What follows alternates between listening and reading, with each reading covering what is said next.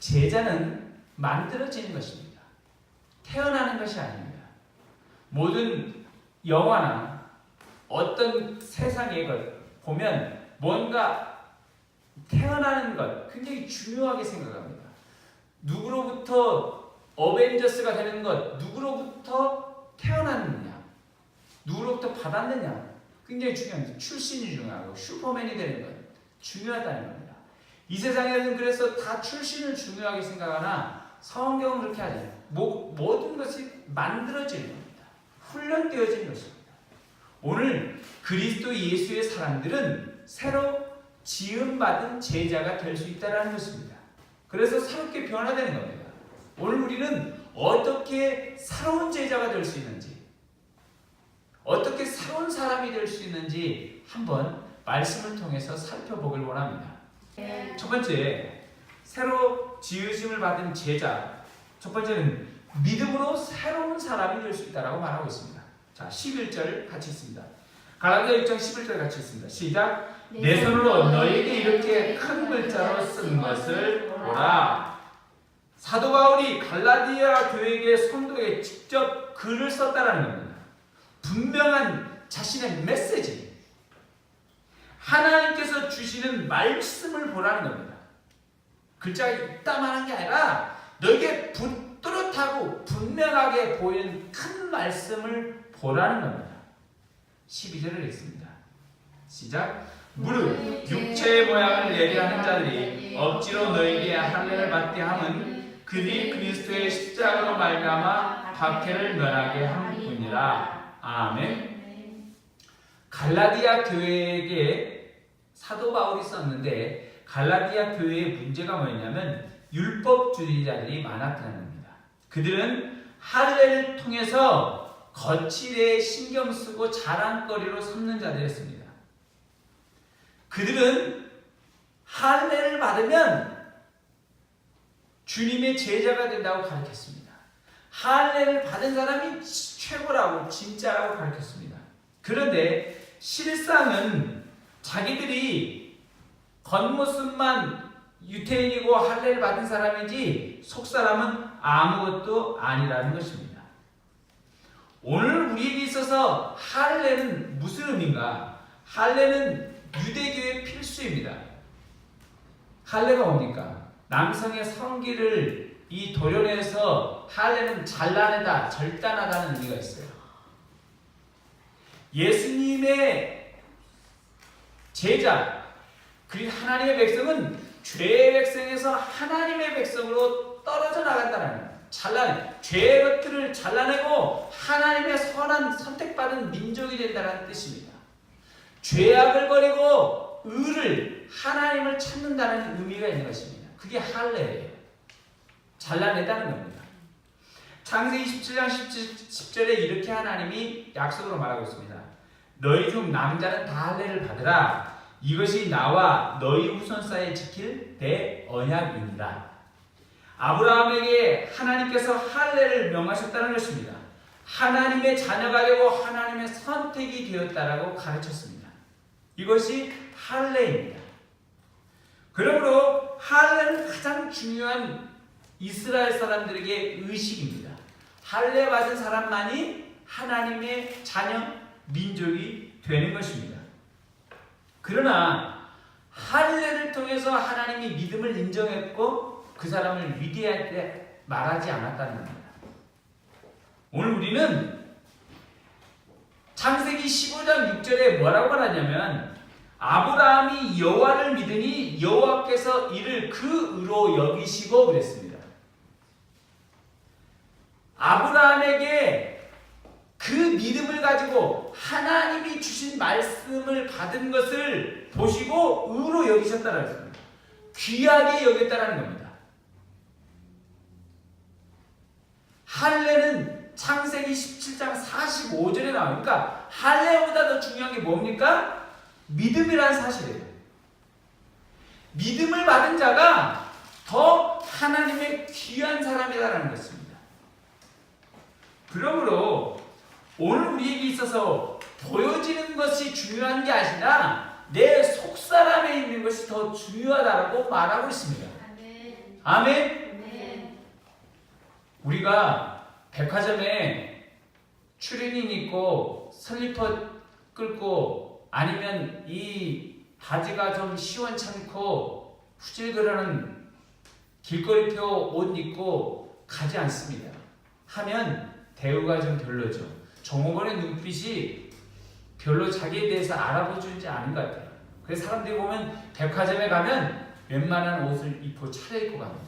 정장을 입고 가거나 자기한테 제일 세련된 옷을 입고 가는 겁니다. 자기한테 잘해달라는 겁니다. 마찬가지예요. 관공서 갈 때도 여러분 관공서 갈 때도 힌트가 뭐냐? 검정 양복을 입고 차려갑니다. 달라요. 대우가 달라요. 정장을 입고 갑니다. 여러분 캐주얼 입고 가는 사람 여러분 대우가 달라요. 정장을 차려입고 가면 관공서에 달라요. 힌트예요. 여러분. 꼭 여러분들이 편하게 주민으로 등본 떼러 갈 때는 하지만 중요한 업무 처리할 때는 꼭 정장을 입고 가세요. 잘해줍니다. 관공서에서. 몰랐죠. 저는 관공서에 뭔 일 처리할 때는 정장 입고 갑니다. 그럼 높은 사람이 온 줄 알고 굉장히 잘해줘. 평범한 옷 입고 그냥 캐주얼 입고 가면 대충 합니다. 잘 안 처리해줘요.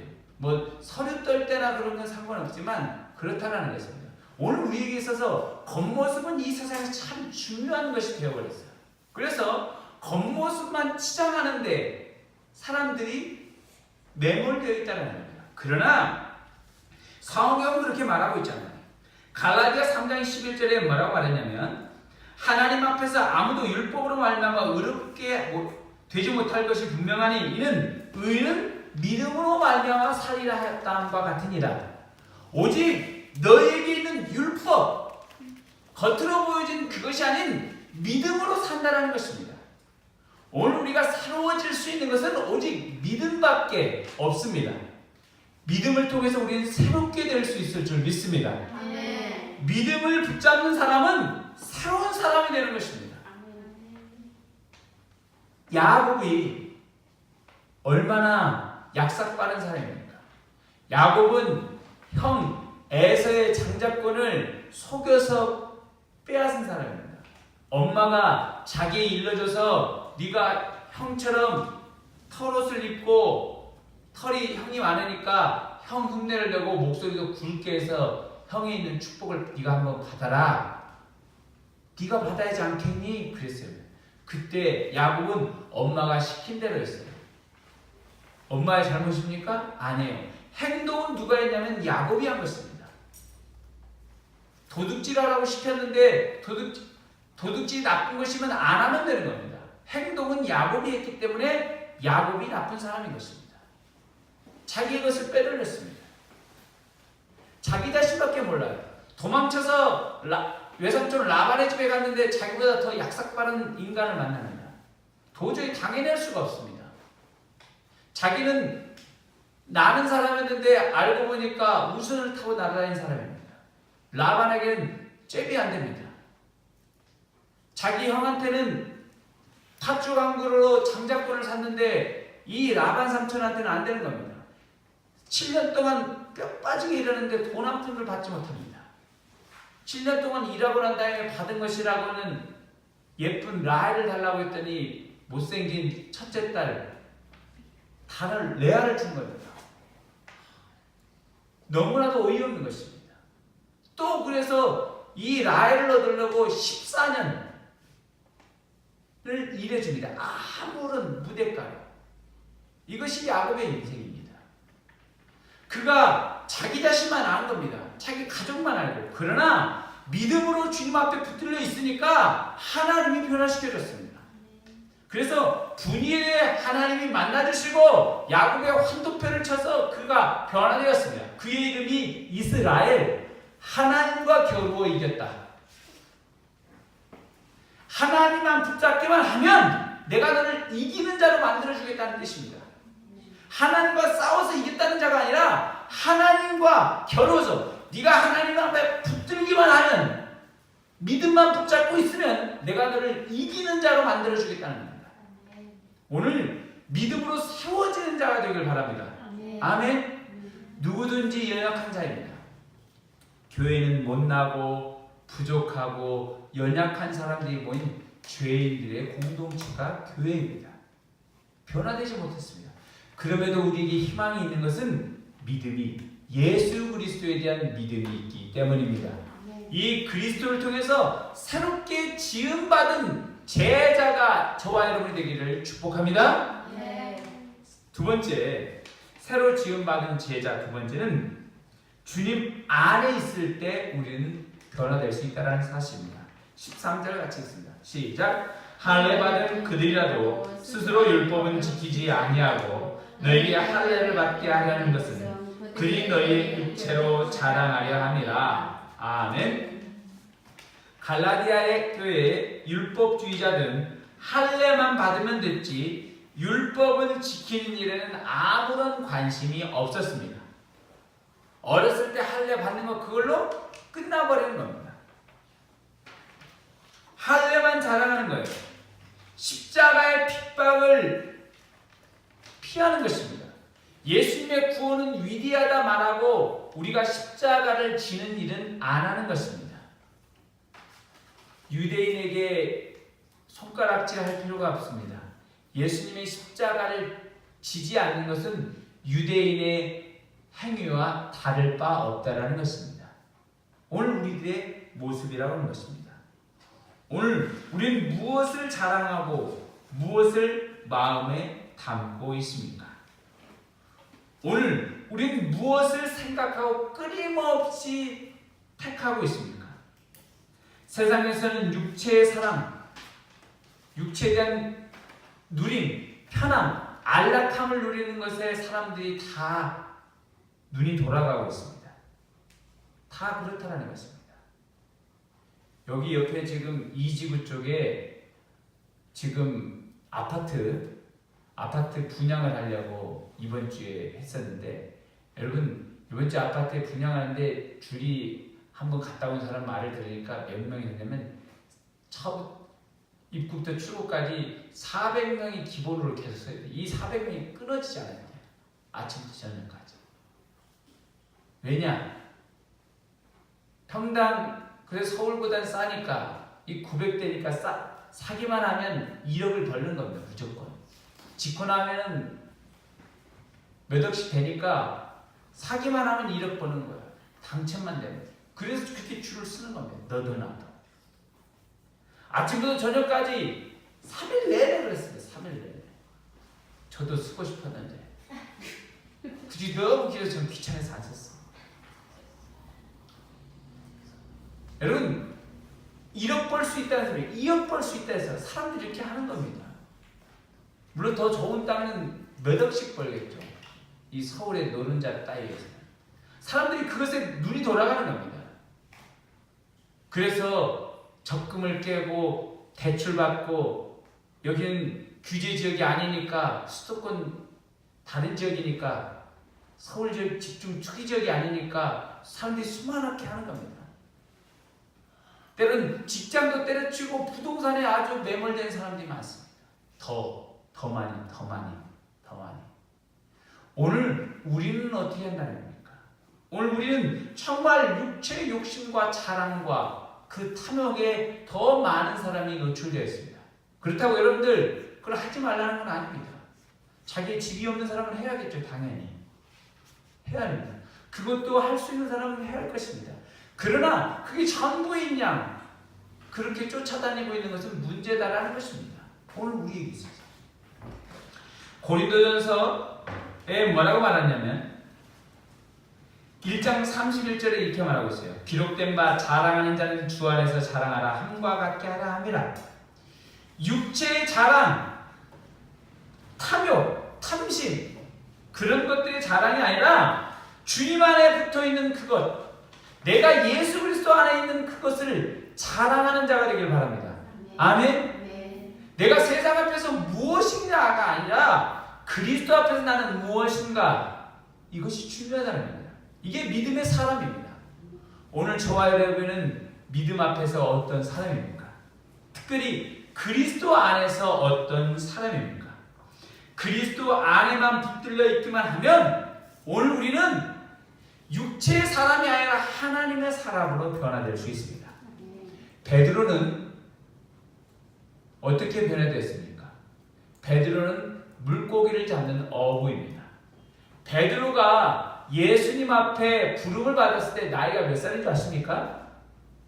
20대 청년도 아니에요. 30대 청년도 아니에요. 거의 40, 50 가까이 된 사람입니다. 나이가 굉장히 많은 사람입니다. 베드로는. 그 나이 많은 베드로가 예수님 앞에 나와서 주님, 주여 이러고 있었어요. 여러분 40, 50 인생의 거의 부로 전혀 흔들리지 않는 나이였다는 것입니다. 또 새롭게 뭘 가르쳐도 머리가 안 따라주는 겁니다. 50 가까이 되면 뭐 외워집니까? 아니죠. 안 외워져요. 외우면 뒤돌아서 까먹는 것입니다. 새롭게 변화될 수 있는 것이 좀 부족해요. 새롭게 변화될 수 없습니다. 그냥 자기가 세우는 것에 살을 붙이는 것이 변화될 수 없어요. 그러나 베드로가 예수님 앞에 3년을 붙어 있었습니다. 그리스도 안에 있었습니다. 때로는 도망가게 됐습니다. 그래서 도망가서 갈릴리 바닷가에 있을 때 예수님이 뭐라고 하냐면 내가 너를 사람 낚는 어부로 만들어 주겠다고 했습니다. 다시 한번 너를 붙잡아 주겠다. 그때 베드로가 변화된 것입니다. 성경은 배운 사람의 기록이 아니라 베드로 전후서를 베드로가 썼습니다. 고기 잡는 아무것도 배우지 못하고 학식이 없는 그 당시에 가장 학력이 딸린 사람이 어부였는데 그 어부 베드로가 이 성경을 써서 많은 지식인들에게 그리스도를 알지 못한 사람에게 말씀을 알려줬다는 사실입니다. 오늘 그리스도 안에 있기를 소원합니다. 아멘. 아멘. 그리스도 안에 있는 것은 말씀 안에 거한다는 겁니다. 그리스도 안에 거한다는 건 내 입으로 뿌려서 그리스도를 부른다는 것입니다. 그리스도 안에 있다는 건 내가 내 입술에서 찬양이 떠나지 않는다는 것입니다. 이게 그리스도 안에 있는 것입니다. 그러면 우리는 변화될 수 있을 줄 믿습니다. 체인지, 바뀌어진다는 사실입니다. 오늘 우리가 체인지 되길 바랍니다. 변화가 되길 바랍니다. 그리스도 안에서. 그러면 우리는 달라지는 것입니다. 놀라운 제자, 주님의 제자가 되는 줄 믿습니다. 세 번째, 새로 지음받은 제자는 십자가로만이 완전히 변한다는 것입니다. 14절을 같이 읽습니다. 14절 시작. 그러나 내게는 우리 주 예수 그리스도의 십자가를 결코 자랑할 것이 없나니 그리스도로 말미암아 세상이 나를 대하여 십자가에 못 박히고 내가 또한 세상을 대하여 그러하니라. 아멘. 우리가 하나님의 자녀가 되는 것은 나의 뜻이 아닌 하나님의 뜻으로 되어지는 것입니다. 하나님의 값없이 은혜로 준 선물입니다. 바울이 예수님을 만나고 그는 그 일체의 자기 자신의 욕심과 탐욕을 포기했습니다. 로마의 장교의 자리에서 내려왔습니다. 그걸 포기했어요. 예수님을 죽이러 다니는 위치에서 이제는 핍박받는 위치에 서게 되는 겁니다. 세상이 바울을 완전히 십자가에 못 박히도록 자기 자신을 가만히 두었습니다. 더 이상 세상이 바울을 기대할 수 없는 자로 여겼습니다. 왜냐하면 로마의 장교 자리도 때려치고 자기 학식과 모든 것도 더 이상 세상을 핍박하는 데 쓰지 않냐고 주님을 위해 쓰니까 좋은 자리가 아닙니다. 한직이에요. 원하지 않는 자리입니다. 그는 하나님의 종 그리스도의 종이 되었습니다. 그때부터 사도 바울이 달라진 겁니다. 만약 사도 바울이 주님 앞에 주의 십자가에 못 박히신 그리스도 앞에 자기 자신이 온전히 낮아지고 그가 온전히 주님 앞에 매달리지 않았다면 그는 아무도 기억하지 않는 이름이 되었을 것입니다. 사도 바울의 이름이 지금 얼마나 많이 불려지고 있습니까? 얼마나 믿음의 사람으로 존경받고 있느냐 이겁니다. 여러분, 오늘 우리가 그리스도의 십자가에 내 자신을 못 박고 내려놓으면 손해본다라고 생각하는 많은 사람들이 있습니다. 그런데 한번 생각해 보십시오. 여러분들이 예수님의 십자가 앞에 자기 자신을 내려놓는 것 힘드십니까? 근데 하나님은 여러분에게 여러분의 집을 팔아 여러분의 하나님 앞에 주라는 얘기가 아니에요. 여러분 집 그대로 두십시오. 여러분 모든 것 두십시오. 다만 여러분 자신을 하나님 앞에 십자가에 못 박으라는 것입니다. 근데 그게 가장 어려운 것입니다.